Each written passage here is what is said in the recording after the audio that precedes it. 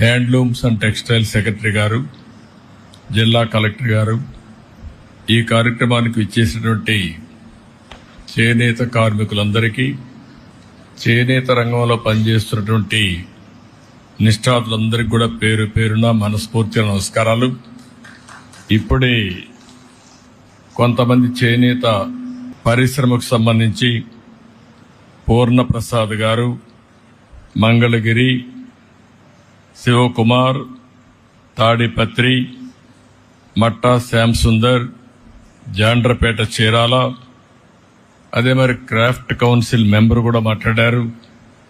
వీరే కాకుండా ఎవరైతే ఇప్పుడే గౌరంగ్ షా ఎప్పటి నుంచో ఈ సమస్య గురించి ట్రైన్ చేస్తూ 20 సంవత్సరాలుగా ఈ పరిశ్రమలో పనిచేస్తున్నారు, వారు కూడా మాట్లాడడం జరిగింది. ఈరోజు మనందరం ఒక్కసారి చూస్తే, నేను ప్రత్యేకంగా ఈ కార్యక్రమానికి వచ్చింది చేనేత కార్మికులకు పూర్తిగా అండగా ఈ ప్రభుత్వం ఉంటుందని చాలా స్పష్టంగా తెలియజేయడానికే ఈ కార్యక్రమానికి వచ్చాను. ఒక్కసారి మనందరం కూడా ఈ సందర్భంగా చేనేత కార్మికులకు కానీ, అదే మరిగా చేనేత పరిశ్రమను ప్రోత్సహించే ప్రతి ఒక్కరికి చేనేత దినోత్సవ సందర్భంగా మనస్ఫూర్తిగా శుభాకాంక్షలు తెలియజేస్తున్నా, అభినందనలు తెలియజేస్తున్నా. దీనికి ఒక చరిత్ర కూడా ఉంది. భారతదేశ స్వాతంత్ర ఉద్యమంలో విదేశీ వస్త్రాల బహిష్కరణ, స్వదేశీ వస్త్రాల్ని ప్రోత్సహించడం, ఆ రోజు ఒక ఉద్యమ స్ఫూర్తితో ముందుకు తీసుకుపోయారు. అది కూడా ఈ రోజునే జరిగింది. ఆగస్టు 7వ తారీఖున మొట్టమొదటిసారిగా జరిగి, అది వాడలా వెళ్లి, అది కడకు క్విట్ ఇండియా మూవ్మెంట్ కింద ఏదైతే బ్రిటిష్ వారిని మళ్లీ పంపించే వరకు ఉద్యమం జరిగిందంటే, ఆ స్ఫూర్తిలో ఇది ఒక భాగం అని చెప్పి కూడా నేను మీకు తెలియజేస్తున్నా. అదే మరి మన దేశంలో కూడా 2015 నుంచి ఈ యొక్క చేనేత అంతర్జాతీయ దినోత్సవాన్ని జరపాలని చెప్పి అనుకోవడం, కేంద్రంలో మోడీ గారు చేయడం, నేను ముఖ్యమంత్రిగా ఉన్నప్పుడు 2015 నుంచి ఈ కార్యక్రమానికి శ్రీకారం చుట్టాం. అది చాలా సంతోషం అని చెప్పి కూడా నేను మీకు తెలియజేస్తున్నా. ఒకే మాట చెప్తున్నా, ఈరోజు నేను వచ్చింది మీ అందరికీ భరోసా ఇవ్వడానికి వచ్చా. అందరితో సమానంగా చేనేత కార్మికుల్ని పైకి తీసుకొచ్చే వరకు ఈ ప్రభుత్వం నేను అండగా ఉంటామని మరొక్కసారి స్పష్టంగా మీ అందరికీ హామీ ఇస్తున్నా. నేను చాలా ఎన్నికల్లో చూశాను. ఏ ఎన్నికలు వచ్చినా కొంతమంది అటో ఇటో వెళ్లారు, కానీ చేనేత కార్మికులు మాత్రం మూకుమ్మడిగా బలపరిచింది తెలుగుదేశం పార్టీనే బలపరిచారు అన్ని ఎన్నికల్లో. అది ఆ రోజు సమైక్య ఆంధ్రప్రదేశ్ కావచ్చు, ఈరోజు నవ్య ఆంధ్రప్రదేశ్ కావచ్చు, ఎప్పుడు కూడా ఎక్కడ చేనేత కార్మికులు ఉంటారో అక్కడ ఎప్పుడు తెలుగుదేశం పార్టీకి మెజారిటీ వస్తుంది, ఆదరణ చూపించారు. అది ఎప్పటికీ గుర్తుంటుందని చెప్పి కూడా నేను మీకు తెలియజేస్తున్నా. చేనేత రంగం ప్రభుత్వ నిర్లక్ష్యాలతో తీవ్రమైన సంక్షోభంలోకి వెళ్ళింది. అందుకే ఈరోజు చూస్తే గడిచిన ప్రభుత్వంలో, తెలుగుదేశం ప్రభుత్వంలో అనేక కార్యక్రమాలు చేసి మిమ్మల్ని అందరినీ ఆదుకున్నాం. కానీ ఇటీవల ప్రభుత్వాన్ని మనం చూస్తే నేతన్న హస్తం పేరు చెప్పి మీకు అందే అన్ని రంగాల పథకాలు అన్ని రద్దు చేసే పరిస్థితికి వచ్చారు. అంటే ఏదో ఒక 24,000 రూపాయలు మీకు ఇస్తే దాంతోనే మీ జీవితాలు బాగుపడిపోతాయని, పెన్షన్ 3,000 ఇస్తున్నాం, ఇప్పుడు 4,000 ఇస్తున్నాం, కానీ నెలకు 2,000 ఇస్తే మీ జీవితాలు మారిపోతాయనుకోవడం ఏ విధంగా సబబో మనం ఒక్కసారి ఆలోచించుకోవాల్సిన అవసరం ఉంది. అన్ని పథకాలని రద్దు చేశారు. అదే మరిగా సొంత మగ్గం ఉంటేనే చేనేత నేస్తామన్నారు. ఆప్కో ద్వారా కొనుగోళ్లు ఆపేసే పరిస్థితికి వచ్చారు. అదే మరి నూలు రంగుపై సబ్సిడీ కూడా ఎత్తేశారు. పావలా వడ్డీ రుణాలు తీసేశారు. ఒక మాటలో చెప్పాలంటే అన్ని రుణాలు రద్దు చేసి మీ పొట్టగొట్టే పరిస్థితికి వచ్చారు. ఈ రోజు గడిచిన ప్రభుత్వాన్ని మీరు చూస్తే కార్మికులకి, చేనేత రంగానికి 226 కోట్ల రూపాయలు అప్పు పెట్టే పరిస్థితికి వచ్చారు, బకాయిలు పెట్టే పరిస్థితికి వచ్చారు. కానీ ఒక్క మాట మీకు అందరికి గుర్తు చేసుకోవాల్సిన అవసరం ఉంది. చరిత్ర కూడా తెలుగుదేశం ప్రతిపక్షంలో ఉన్నా, అధికార పక్షంలో ఉన్నా ఎప్పుడూ చేనేత కార్మికులకు పోరాడిన పార్టీ తెలుగుదేశం పార్టీ అని మరొక్కసారి స్పష్టం చేస్తున్నా. 2007లో 3072 కోట్లు చేనేత రంగం రుణమాఫీలు చేయాలని ఆనాటి కాంగ్రెస్ ప్రభుత్వం చెప్పి మోసం చేస్తే గట్టిగా పోరాడాం. ఇప్పటికి కూడా నాకు గుర్తుంది. 2000 మేము పోరాడిన పోరాట ఫలితంగా 2011 ఆనాటి ముఖ్యమంత్రి రోసయ్య గారు చీరాల్లో మేము వ్యతిరేకంగా ఉద్యమం చేస్తే 109 కోట్ల రూపాయలు మాఫీ చేయించాం. అది చాలదని 110 కోట్లు చేయకపోతే 2014లో అధికారంలోకి వస్తానే 110 కోట్ల రూపాయలు రుణమాఫీ చేసి చేనేత కార్మికులకు ఇచ్చిన మాట నిలబెట్టుకున్నాం. ఈరోజు మీరు ఒకసారి చూస్తే ప్రతి ఏటా 2014 నుంచి 250 కోట్ల రూపాయలు బడ్జెట్ కేటాయించాం. 90,795 మంది కుటుంబాలకి 100 యూనిట్లు కరెంటు ఉచితంగా ఇచ్చాం.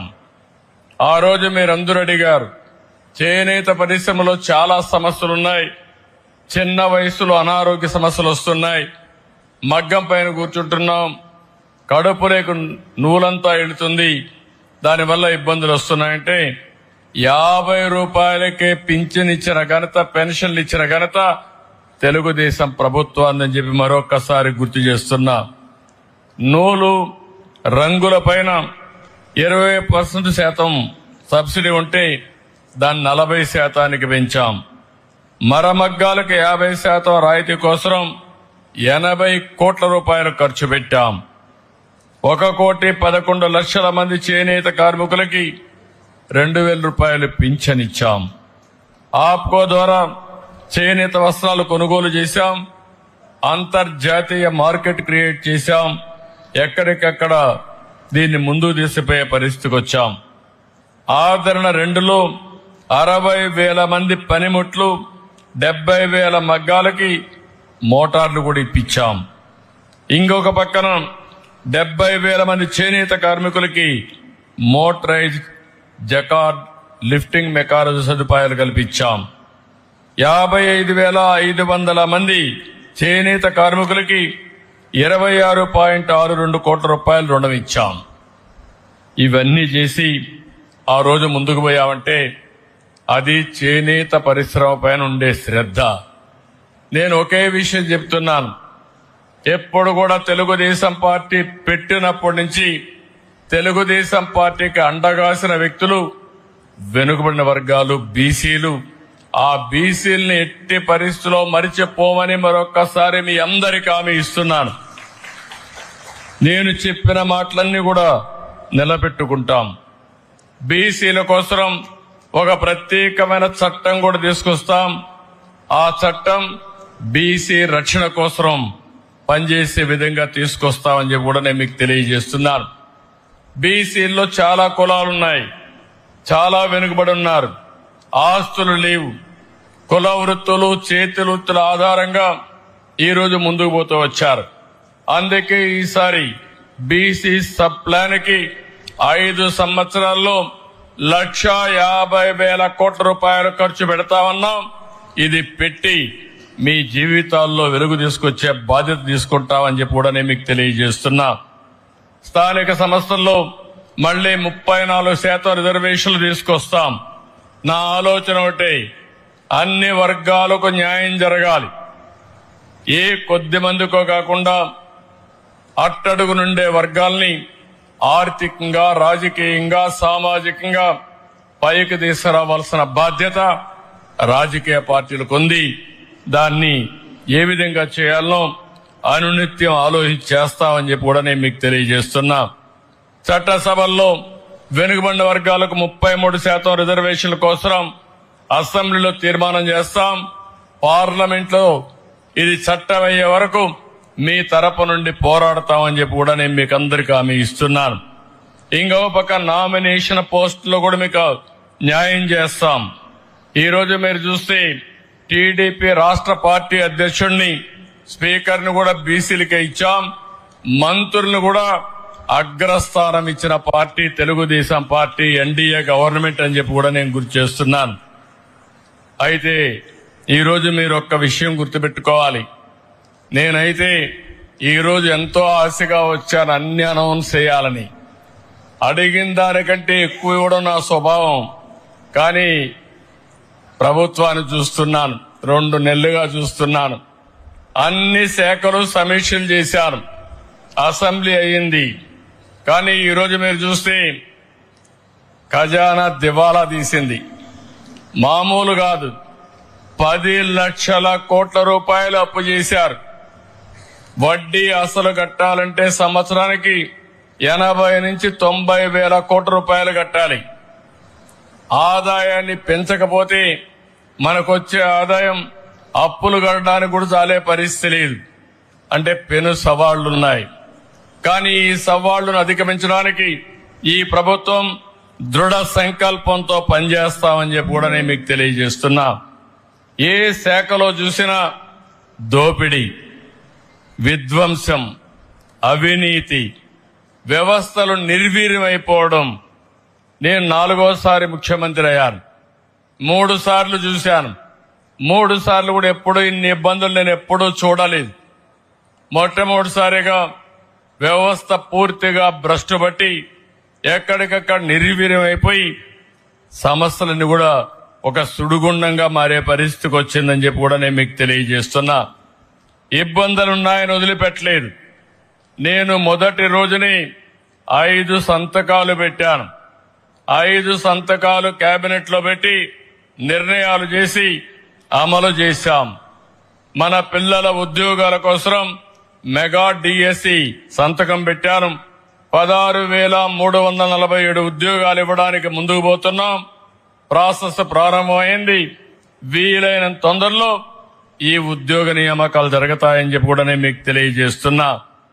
అదే సమయంలో పేదవాళ్ళకి ఏదైతే ఆ రోజు ఒక మాట చెప్పాను, ప్రతి ఒక్క ఇంటికి పెద్ద కొడుకుగా ఉంటా, మీ బాధ్యత తీసుకుంటానని చెప్పి పింఛన్ 4,000 రూపాయలు ఇస్తానని చెప్పాను. అంతేకాదు ఏప్రిల్ నుంచే ఇస్తా అన్నాను. అందుకే ప్రభుత్వం వచ్చిన మొదటి నెలలో 7,000 రూపాయలు ఇంటికి తీసుకొచ్చి ఇచ్చిన పార్టీ ఎన్డీఏ ప్రభుత్వం, తెలుగుదేశం అని చెప్పి నేను మీకు తెలియజేస్తున్నా. ఇప్పుడు కూడా 4,000 రూపాయలు 2వ నెల కూడా ఇచ్చాం. ఎప్పుడూ ఇస్తాం. 65 లక్షల మందికి దగ్గర నెల 2,737 కోట్ల రూపాయలతో ఈ కార్యక్రమాన్ని ముందుకు తీసుకెళ్తాం. ఇది మీరు చూసి సంవత్సరానికి 33,000 కోట్ల రూపాయలు ఖర్చు పెడుతున్నాం. 5 సంవత్సరాల్లో ఒక్క పెన్షన్ లో 1,65,000 కోట్ల రూపాయలు ఈ పేదవాళ్ళకిచ్చే ప్రభుత్వం, మానవత్వం ఉండే ప్రభుత్వం అని చెప్పి కూడా నేను మీకు తెలియజేస్తున్నా. ఇంకో పక్కన మీరు సర్వస్వంగా భావించే మీ భూములకు రక్షణ కల్పిస్తూ ఈరోజు ల్యాండ్ టైటిలింగ్ యాక్ట్ రద్దు చేశాం. నా దగ్గరికి నేను ఆఫీసు పోతే మొన్న ఒక 5,000 మంది వచ్చారు. నేను ముఖ్యమంత్రిగా అంతమందిని ఎప్పుడూ చూడలేదు. మీటింగ్లు పోతే వస్తారు కానీ అర్జీలు తీసుకొని ఒక రోజు 5,000 మంది వచ్చారు.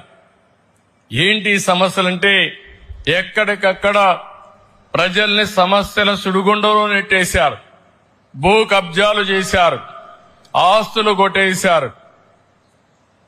చట్టంలో ఉండే లొసుగులని పెట్టి ఎక్కడికక్కడ భూ కబ్జాలు చేసి వాళ్ళ పిటిషన్ తీసుకొచ్చి ఇస్తామంటే చాలా బాధేసింది.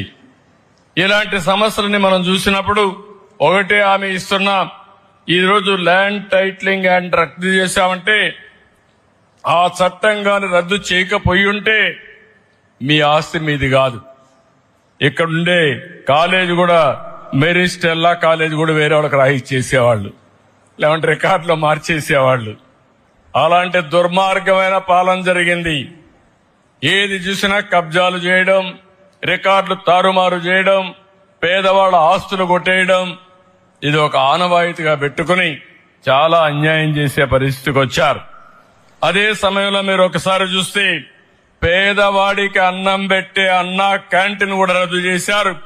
పట్టుదలతో ఒకేసారి 100 అన్నా క్యాంటీన్ని ఆగస్టు 15వ తారీఖున ప్రారంభిస్తున్నామని చెప్పి కూడా నేను హామీ ఇస్తున్నా. ఇది కూడా జరుగుతాయి.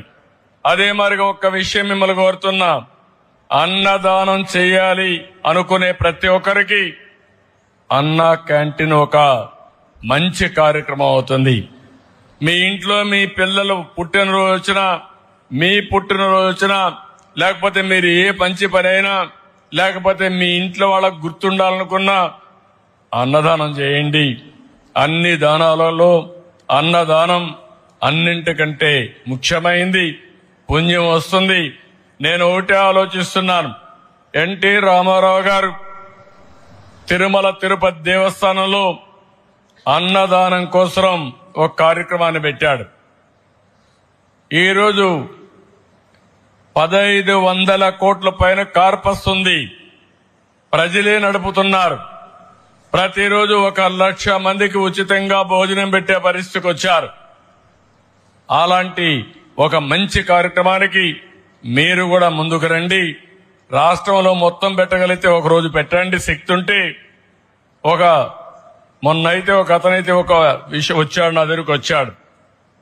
నేను ఒక కార్యక్రమంలో ఉంటే, మీరు వచ్చిన తర్వాత నా ఆస్తి విలువ పెరిగింది, 100 కోట్లు పెరిగింది, నేను 1 కోటి రూపాయలు అన్నదానం కోసం అన్నా క్యాంటీన్కి ఇస్తానని ఆయన ప్రకటించే పరిస్థితికి వచ్చాడు.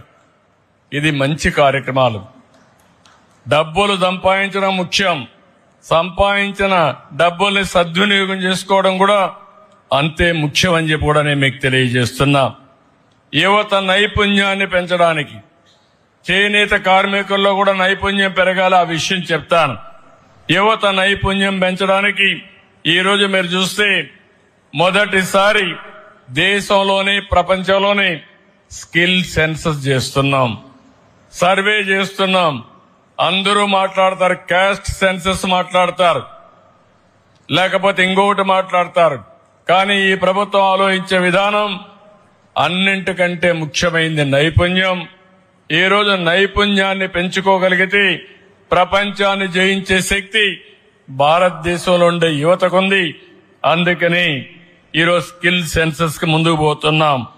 ఇంకో పక్క ఇసుక కూడా దేవుడిచ్చిన వరం. ఇది దేవుడు వరం ఇచ్చిన పూజారి ఇవ్వడన్నట్టు దేవుడిచ్చిన ఇసుకని వీళ్ళు అమ్ముకునే పరిస్థితికి వచ్చారు. చాలా దారుణంగా చేశారు.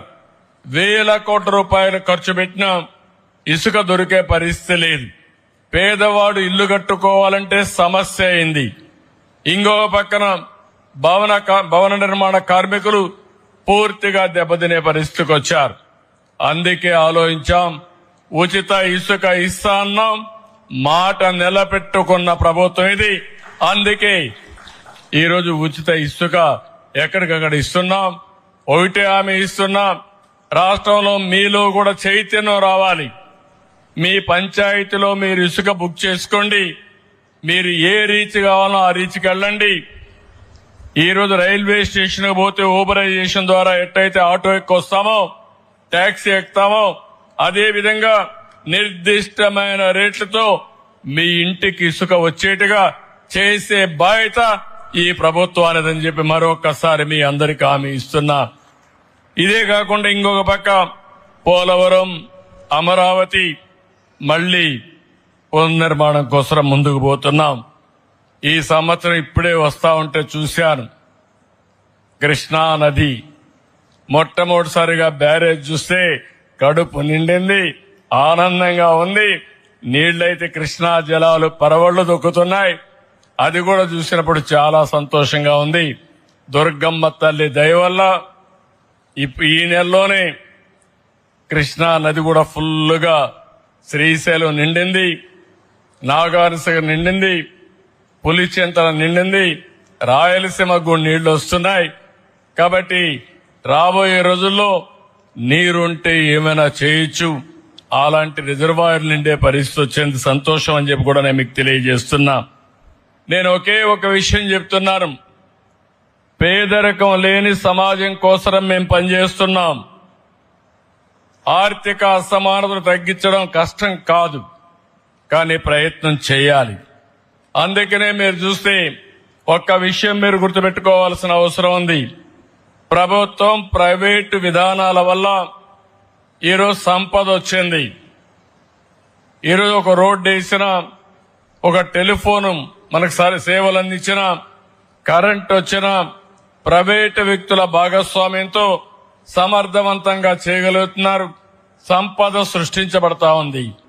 నేను ఆలోచించేది ఇంకొక విధంగా P4 అనే విధానాన్ని పెట్టి ప్రభుత్వం ప్రైవేట్ ప్రజల భాగస్వామ్యంతో పేదరికాన్ని పూర్తిగా నిర్మూలించాలనేది.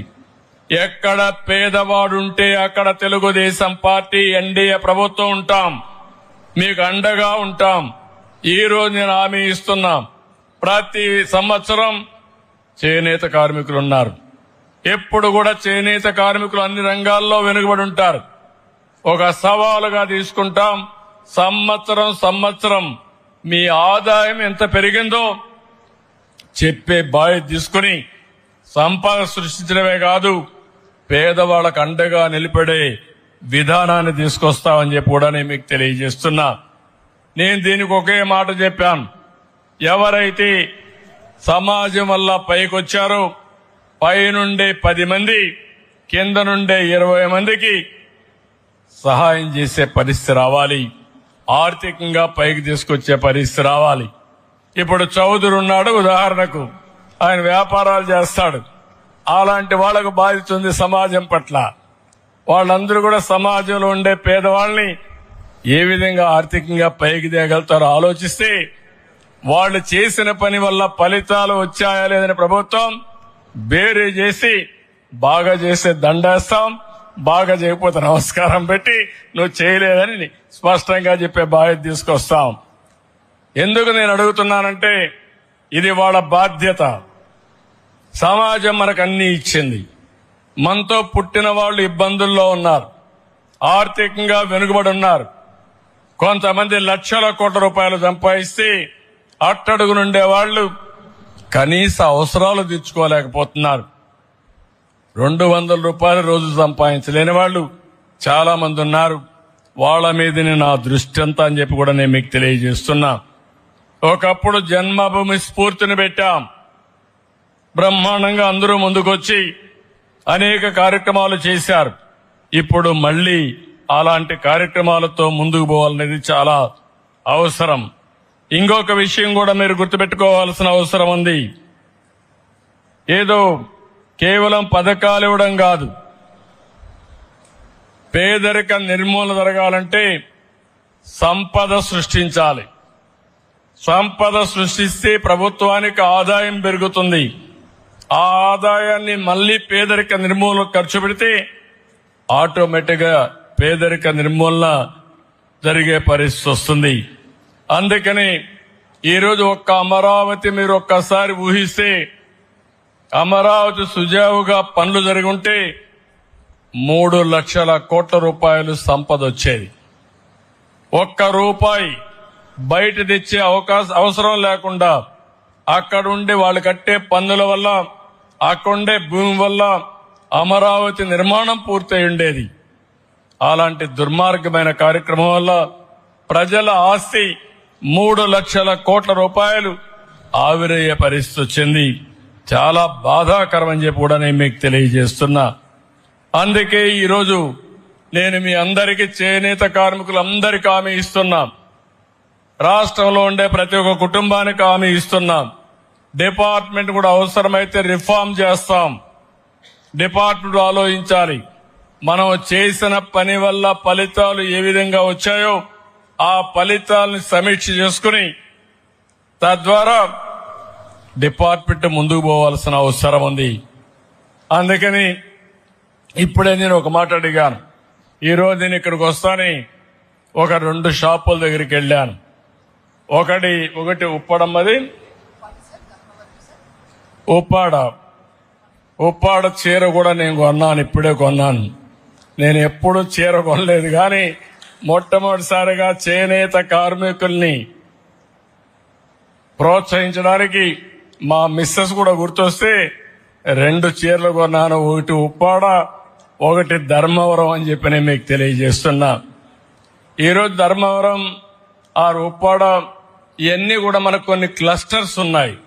చీరాల గాని, మంగళగిరి, తర్వాత మీకు వచ్చే కొందికి రాష్ట్రంలో ఒక 10-20 సెంటర్లు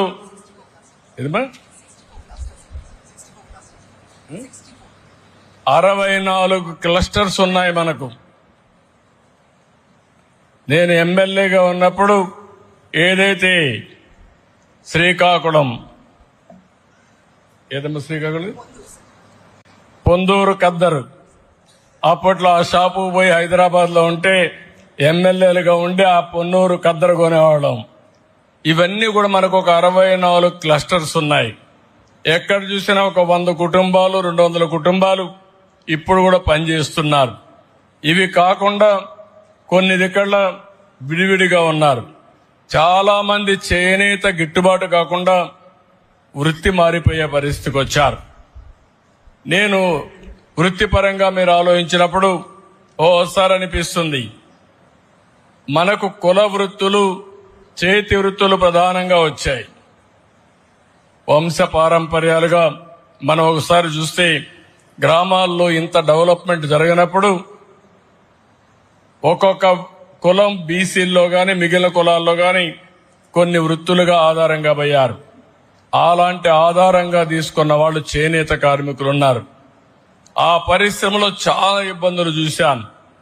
24 గంటలు పిట్టు పైనే కూర్చునేవాళ్ళు.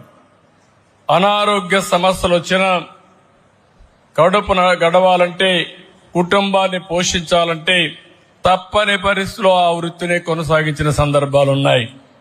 ఇప్పుడే నాకు జ్ఞాపకం వచ్చింది పోచంపల్లి. నేను పోచంపాడులో నేను ముఖ్యమంత్రిగా ఉన్నప్పుడే సమైక్య ఆంధ్రప్రదేశ్లోని అక్కడ ఒక పార్కు కూడా కట్టి వాళ్ళని ప్రోత్సహించాం. ఇలాంటి మనం ఎంత చేసినా ఇప్పటికి కూడా చాలా ఇబ్బందులున్నాయి. ఈ మధ్య కాలంలో ప్రపంచంలోనే అనేక మార్పులు వచ్చాయి. మొత్తం ఇప్పుడు మళ్లీ ఒకప్పుడు అందరూ కూడా ఏవైతే ఇండస్ట్రియల్ కాటన్కి పోయినప్పుడు ఇప్పుడు మళ్లీ నేచురల్ కలర్స్ రావాలని, కద్దరే వాడాలని, చేనేత కట్టుకోవాలని కొత్త ఆలోచన వచ్చింది. దీనికి కారణం మన మీద ప్రేమ కంటే వాళ్ళ ఆరోగ్యం పైన ప్రేమ. మళ్లీ ఇది ఒక సైకిల్ తిరిగి వచ్చింది. ఈ సమయంలో కరెక్ట్ అయిన డిజైన్స్ గానీ మనం చేయగలిగితే, మన చేతి వృత్తుల ప్రతిభ మనం నిరూపించుకోగలిగితే అందరికంటే ఎక్కువ ఆదాయం సంపాదించే పరిస్థితి వస్తుంది.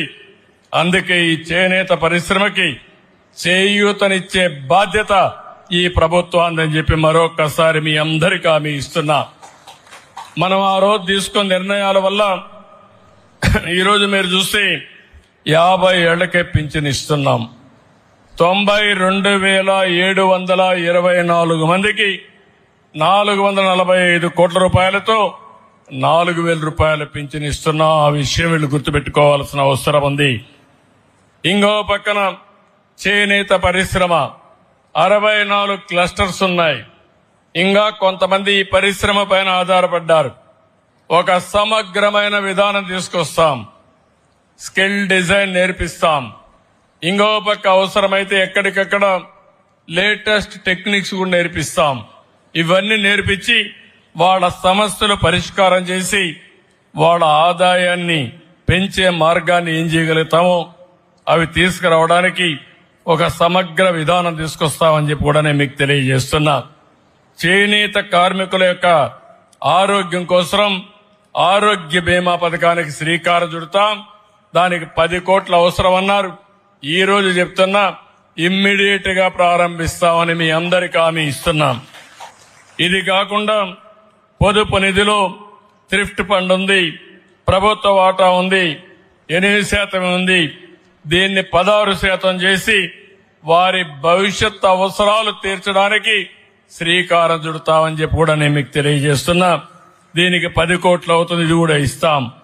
అదే మరిగా జీఎస్టీ, చాలా మంది చేనేత కార్మికులు బాధపడుతున్నారు. ఈరోజు జీఎస్టీ ఉంది, దీనివల్ల మా వృత్తికి ప్రోత్సాహం లేదు, జీఎస్టీ తీసేస్తే మాకు ఉపాధి దొరుకుతుందని ఆలోచిస్తున్నారు. అందుకే హామీ ఇస్తున్నాం, జీఎస్టీ తీసేయడానికి నేను ప్రయత్నం చేస్తా. ఒకవేళ తీసేయలేకపోతే మీరు ఎవరైతే చేనేత కార్మికులు ఉన్నారో రీఎంబర్స్మెంట్ ఇచ్చే విధానాన్ని తీసుకొస్తానని చెప్పి నేను హామీ ఇస్తున్నా. ముందు జీఎస్టీ కౌన్సిల్లో రైజ్ చేస్తాం, అక్కడ ఒప్పుకుంటే సరే, కాకపోతే తిరిగి మీరు కట్టిన డబ్బులు జీఎస్టీది మీకిచ్చే బాధ్యత ఈ ప్రభుత్వానికి చెప్పి మరొక్కసారి మీ అందరికీ హామీ ఇస్తున్నా. దీనికి ఎంత అవుతుందో ఎస్టిమేట్ చేయాల్సిన అవసరం ఉంది. ఇది కూడా ఎస్టిమేట్ చేస్తాం, ఒక 70-80 కోట్లనే అవుతుంది. ఎంత అవుతుందమ్మా? రఫ్ గా మన వాళ్ళు చెప్పింది 67 కోట్లని. ఎంతైనా పర్వాలేదు, మీకు న్యాయం జరగాలి, మీకు న్యాయం చేసే బాధ్యత మాదని మరొక్కసారి మీ అందరికీ హామీ ఇస్తున్నాం. ఇంకో పక్క నేతనులందరూ ఇంట్లోనే మగ్గం పెట్టుకుంటారు. ఓసారి ఇంట్లో అవకాశాలు లేవు, ఇంట్లో మగ్గం పెట్టుకునే పరిస్థితి ఉంటే ఇంట్లోనే పెట్టిస్తాం. అక్కడ అవకాశం లేకపోతే ఎక్కడికక్కడ ఒక ప్రత్యేకంగా 4-5 ఎకరాలు భూమి తీసుకుని అక్కడ మగ్గాలు పెట్టి కలెక్టివ్ గా, కంబైన్డ్ గా, సామూహికంగా పనిచేసే విధానానికి శ్రీకారం చుడతామని చెప్పి కూడా నేను మీకు తెలియజేస్తున్నా. ఇది ఎక్కడ అవసరమో ఈ 64 క్లస్టర్లో అక్కడ చేస్తాం. ఒకవేళ ఈ 64 క్లస్టర్లో మీకు ఇండ్లు కూడా లేకపోతే అలాంటి వారికి కొత్తగా ప్రభుత్వం 4,30,000 రూపాయల ఆర్థిక సహాయం చేస్తా ఉంది. అందులో మీకు ఇల్లు కట్టించే కార్యక్రమాన్ని చూస్తాం. అవసరమైతే చేనేత కార్మికులకి ఇంకొక 50,000 రూపాయలు అదనంగా కావాలంటే ఇచ్చి ప్రత్యేకంగా మగ్గాలు ఏర్పాటు చేసే బాధ్యత ఈ ప్రభుత్వం తీసుకుంటామని చెప్పి కూడా నేను మీకు తెలియజేస్తున్నా. ఇది కాకుండా ఈ రోజు మీరు చూస్తే మీ ఉత్పత్తులకు మెరుగైన ధర రావాలంటే బ్యాక్వర్డ్ ఫార్వర్డ్ లింకేజ్, అంటే నూలు దగ్గర నుంచి, కలర్స్ దగ్గర నుంచి మీరు అమ్ముకునే వరకు ఏమేం చేయాలనో అవన్నీ చేయడం కోసం ముందుకు పోతామని చెప్పి కూడా నేను మీకు తెలియజేసుకుంటున్నాను. నేను ఒకటే రాష్ట్రంలో ఉండే ప్రతి ఒక్కరిని కోరుతున్నా, కనీసం నెలకొక్క రోజైనా సరే మనం అందరం కూడా చేనేత వస్త్రాలు ధరించాలి, ఒక ఆదర్శంగా ఉండాలి. మళ్లీ మళ్లీ పిలిపిస్తున్నాం, చేనేత పరిశ్రమను కాపాడడం మన బాధ్యత. తద్వారా మన ఆరోగ్యం కూడా మెరుగవుతుంది.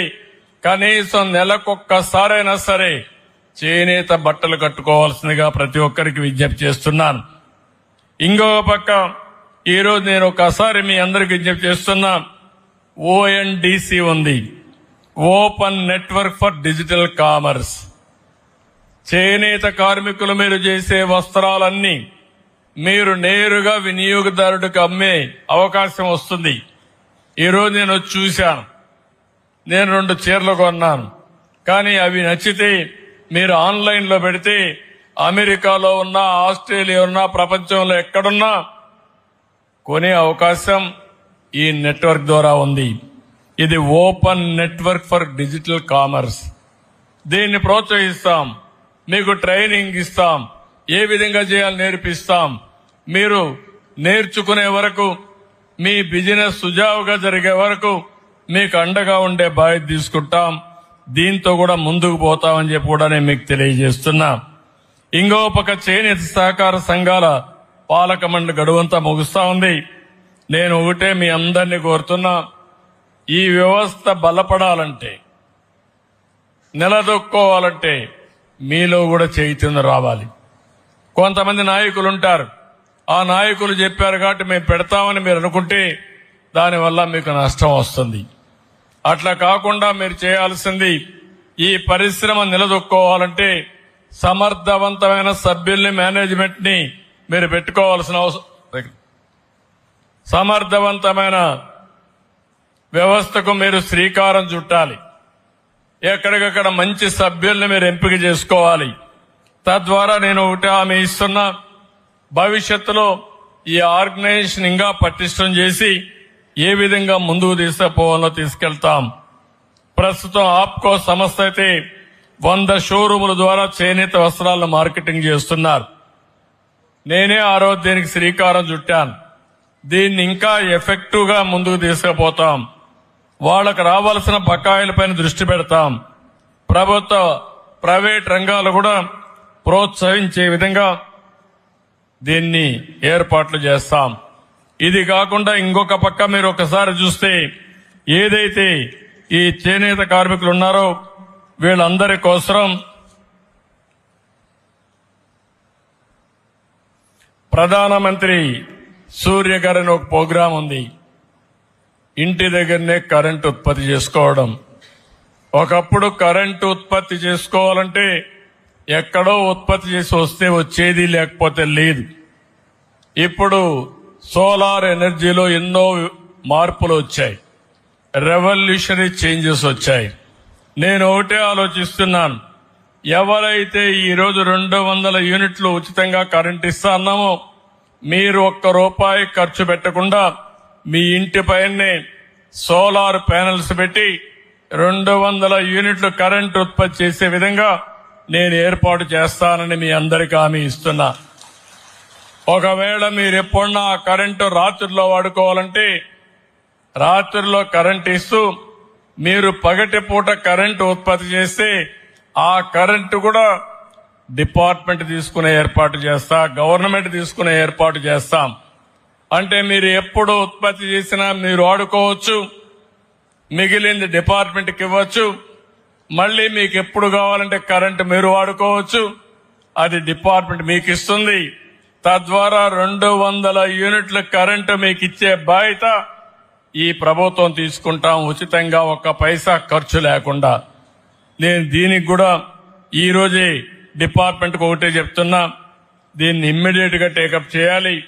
ఎన్ని కుటుంబాలుంటే చేనేత కుటుంబాలు అన్ని కుటుంబాలకు ఇస్తాం. హ్యాండ్లూమ్కే కాకుండా పవర్ లూమ్స్ కూడా దీన్ని అన్వయిస్తాం. వాళ్ళకు కూడా ఎన్ని యూనిట్లు ఖర్చు అవుతుందో అన్ని యూనిట్లు ఉత్పత్తి చేసుకునే విధంగా ఉచితంగా సోలార్ ప్యానెల్స్ పెట్టి కరెంట్ ఇచ్చే బాధ్యత ఈ ప్రభుత్వం తీసుకుంటామని చెప్పి కూడా నేను మీకు తెలియజేసుకుంటున్నాను. అదే మరి ఇంకొక విషయం కూడా గుర్తుపెట్టుకోవాల్సిన అవసరం ఉంది. పర్యావరణ అవసరాల దృష్ట్యా సహజ రంగులకు ప్రోత్సాహం ఇవ్వాలి, నేచురల్ కలర్స్ కు ప్రోత్సాహం ఇవ్వాలి. దీన్ని ముందుకు తీసుకుపోవాల్సిన అవసరం ఉంది. పరిస్థితులు మారుతున్నాయి.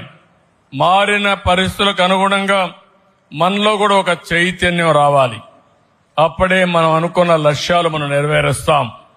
నేను చాలా మందికి చాలా సార్లు చెప్తున్నాను, ప్రత్యేకంగా చేనేత కార్మికులకు చెప్తున్నా, ఈరోజు మీలో ఒక చైతన్యం రావాల్సిన అవసరం ఉంది.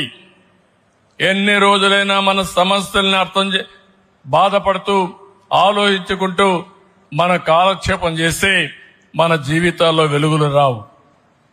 నేను ఒకటి అందరికంటే మళ్లీ చెప్తున్నా, నేను వెనుకబడిన వర్గాలకు అండగా ఉంటానని చెప్పాను. అందులో అన్ని వెనుకబడిన వర్గాల కంటే చేనేత కార్మికులు చాలా వెనుకబడి ఉన్నారు, ఇబ్బందులున్నాయి. దీన్ని అర్థం చేసుకున్నాం. అందుకే మీకు చేయూతనివ్వడానికి ప్రభుత్వం సిద్ధంగా ఉన్నాం. అన్ని విధాలు అండగా ఉంటాం. డిపార్ట్మెంట్ కూడా చెప్తున్నాం, 64 క్లస్టర్స్ ఉన్నాయి. పేరుకు క్లస్టర్స్ ఉండడం కాదు, వాళ్ళకి ఏం అవసరాలు ఉన్నాయి, వాళ్ళ నైపుణ్యం ఎట్లా పెంచాలి, ప్రపంచం మెచ్చే విధంగా డిజైన్స్ ఎట్లా తయారు చేయాలి, దానికి కావలసిన ఇన్ఫ్రాస్ట్రక్చర్ ఎట్లా తయారు చేయాలి, బ్యాక్వర్డ్ ఫార్వర్డ్ ఇంటిగ్రేషన్ కూడా చేసి నిర్దిష్టమైన లక్ష్యాలు పెట్టుకుని అవి ఎంతవరకు నెరవేర్చామో ఎప్పటికప్పుడు సమీక్షలు చేసుకుని ఫైనల్ గా సంవత్సరం ఈ చేనేత కార్మికుల ఆదాయం ఎంత పెంచామో మనం చెప్పే పరిస్థితి రావాల్సిన అవసరం ఉంది. అలాంటి ఒక జవాబుదారీ వ్యవస్థకు శ్రీకారం చుడతాం. మీకు ఏమాత్రం కూడా ముందు మారిగా నేను ఒక మాట చెప్పాను, 95 CBN గా ఉంటానని చెప్పాను. మీరందరూ గుర్తుపెట్టుకో, ఆ రోజు చేసిన పనులు మీరు చూస్తే నేను పరిగెత్తా అందరినీ పరిగెత్తిచ్చా.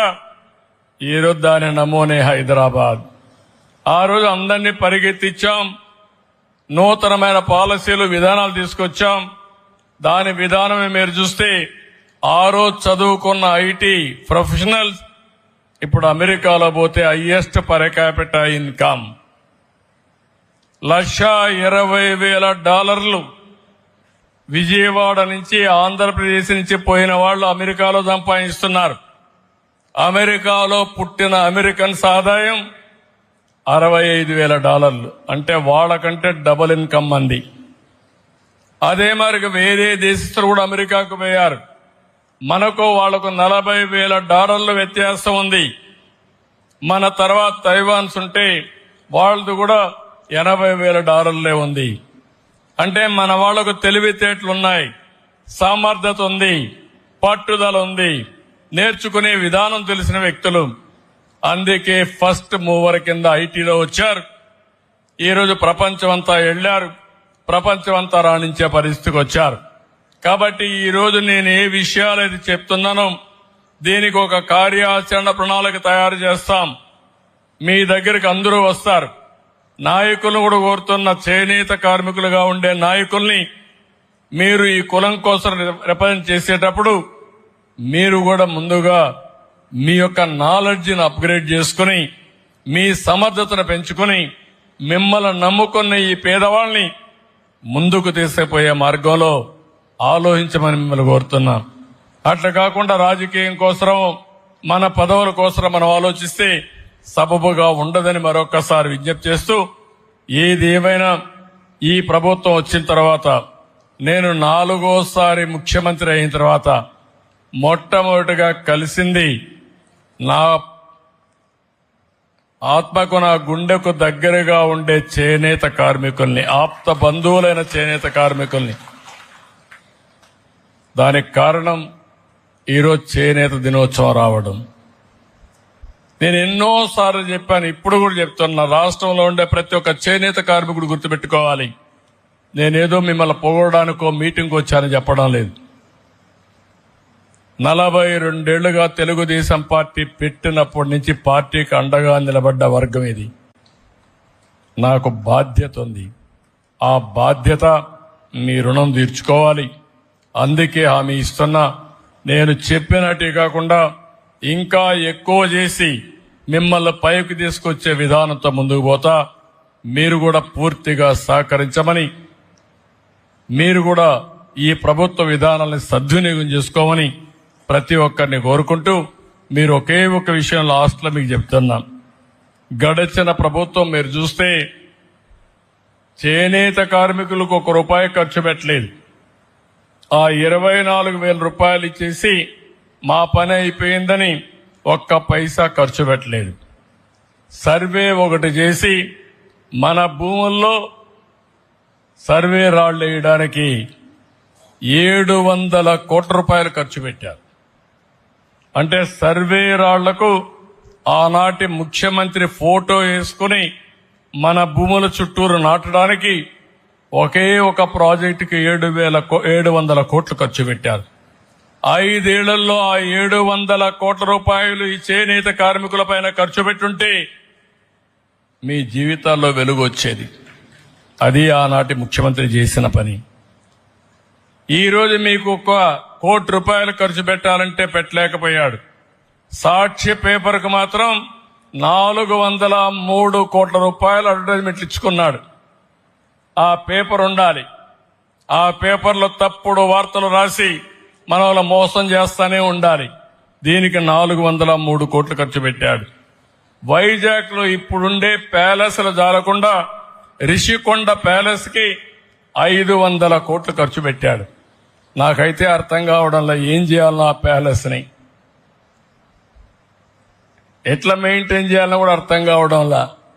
అంటే ఒక వ్యక్తి యొక్క విలాసమైన జీవితం కోసం, వ్యక్తిగత ప్రయోజనాల కోసం ప్రజాధనాన్ని 500 కోట్ల రూపాయలు తగలబెట్టే పరిస్థితికి వచ్చారు.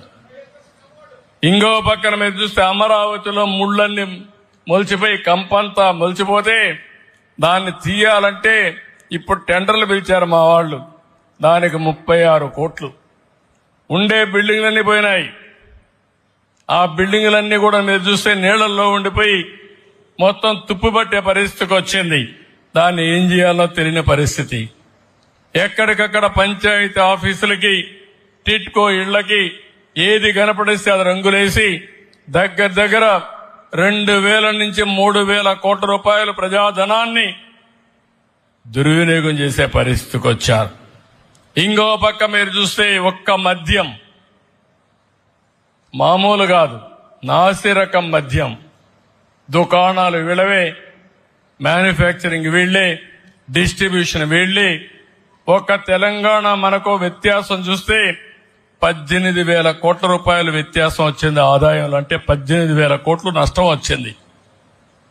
ఇలాంటి విధానాలన్నీ ఇష్టానుసారంగా విద్యుత్ శాఖలో వీళ్ళ విధానాలలో 10,000 కోట్ల రూపాయల నష్టం వచ్చింది. పోలవరం మునిగిపోయే పరిస్థితి వచ్చింది. అమరావతి ఆస్తి ఆవిరైపోయే పరిస్థితికి వచ్చింది. ఇంకో పక్క ఆదాయం బాగా తగ్గింది, అప్పులు పెరిగాయి. ఇవన్నీ కూడా వాళ్ళ యొక్క అక్రమ ఆస్తుల్ని పెంచుకున్నారు తప్ప ప్రజా ఆస్తులు పెంచిన సందర్భాలు కూడా లేవు. ఏదేమైనా మీరందరూ కూడా మొన్న ఎలక్షన్లో నేను చూశాను. నేను 10 ఎలక్షన్లు రన్ చేశాను. మొట్టమొదటిసారిగా మొన్న ఎలక్షన్లో అపోజిషన్ స్టేటస్ లేకుండా 175 సీట్లలో 164 గెలిపించి 11 సీట్లే కట్టబెట్టిన మొదటి ఎన్నిక ఇది. ఒక హిస్టారికల్ ఎలక్షన్స్ ఇది. ప్రజల ఎక్స్పెక్టేషన్స్ మీరు చూస్తే చాలా క్లియర్ గా ఉన్నారు. ఈసారి ఎట్టి పరిస్థితుల్లో ఇలాంటి ప్రభుత్వం పోకపోతే మాకు భవిష్యత్తు ఉండదని ముందుకొచ్చి ఓట్లేశారు. 93% సీట్లు గెలిచాం. ఎన్నో ఎలక్షన్లు చూశారు. ఒక అసెంబ్లీ సీట్లో 95,000 మెజార్టీ గెలిపించారు. అది చూసిన తర్వాత మాలో బాధ్యత పెరిగింది. మేము తప్పు చేసి చరిత్ర మమ్మల్ని క్షమించదు.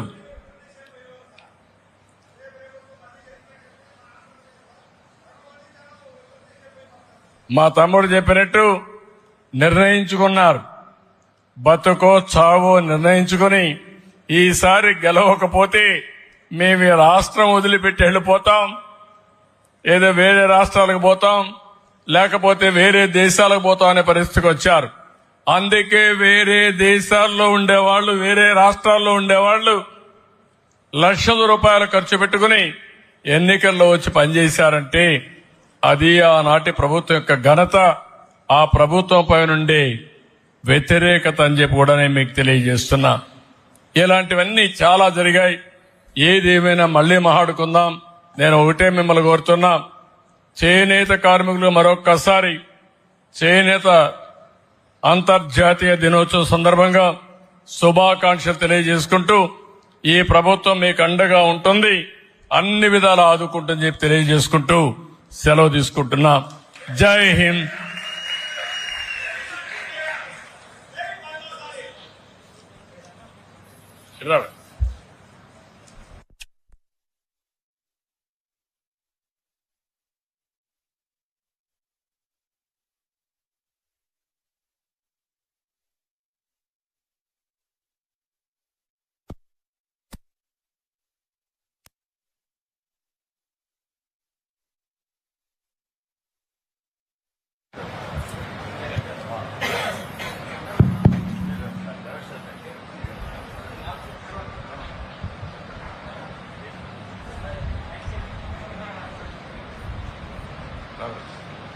Father Bomb Sansara, sorry, but the Jedam Babe.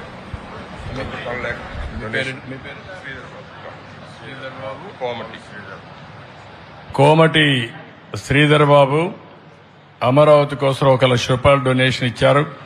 వారిని మనస్ఫూర్తిగా అభినందిస్తున్నా. రాబోయే రోజుల్లో ప్రజలు కూడా విరాళాలు ఇవ్వడం కానీ, మీరు ముందుకొచ్చి పూర్తిగా ఏ విధంగా సహకరించగలుగుతారో ఆ విధంగా సహకరించాల్సిందిగా మిమ్మల్ని కోరుకుంటూ ఆయన్ని మనస్ఫూర్తిగా అభినందిస్తున్నా. ధన్యవాదాలు. Thank you.